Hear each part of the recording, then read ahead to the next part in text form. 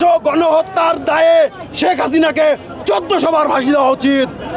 আমিও চাই এই গণহত্যাকারীকে কোনোভাবেই মাফ করা হবে না, কিন্তু তাদেরকে যদি বড় কোনো রাজনৈতিক দলের নেতারা শেল্টার দিতে চায় তাদেরকে আমরা বলতে চাই, আমরা স্বৈরাচার হটিয়েছি আপনাদের সুযোগ সুবিধা করে ক্ষমতায় আসার জন্য নয়। আমরা নতুন করে বিপ্লব ঘোষণা করব, তারপরও আপনাদের এই হঠকারী সিদ্ধান্তের বিরুদ্ধে আমরা দাঁড়াবো।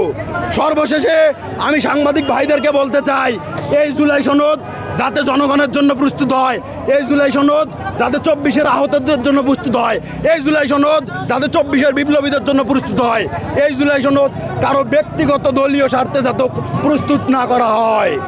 এই ইন্টারিমকেও বলতে চাই, আপনি কিভাবে দলীয় স্বার্থান্বেষী রাজনৈতিক মহলের নেতাদের নিয়ে আপনি জুলাই সনদ ঘোষণা করতেছেন? আপনি তো পারতেন শহীদ পরিবারকে সেখানে সামনে রাখতে।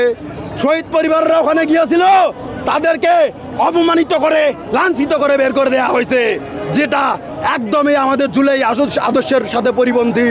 জুলাই যোদ্ধাদেরকে উপরে আমরা যেভাবে দেখেছি 4 আগস্ট 3 আগস্ট তারা নির্যাতন করেছে, গুলি চালিয়েছে, টিয়ার শেল চালিয়েছে, তারা আজকে সেই নতুন করে একটা জুলাই এখানে সংগঠিত করেছিল।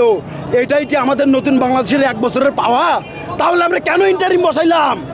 আমি বলতে চাই, এই জুলাই আমরা বারবার আর দেখতে চাই না। আমরা চাই একটা ভালো সুষ্ঠু ধারার রাজনীতি, যেখানে সাধারণ মানুষের নিরাপত্তা থাকবে, সেখানে সাধারণ মানুষজন কথা বলতে পারবে, যেখানে আহত শহীদরা নিশ্চয় হতে পারবে।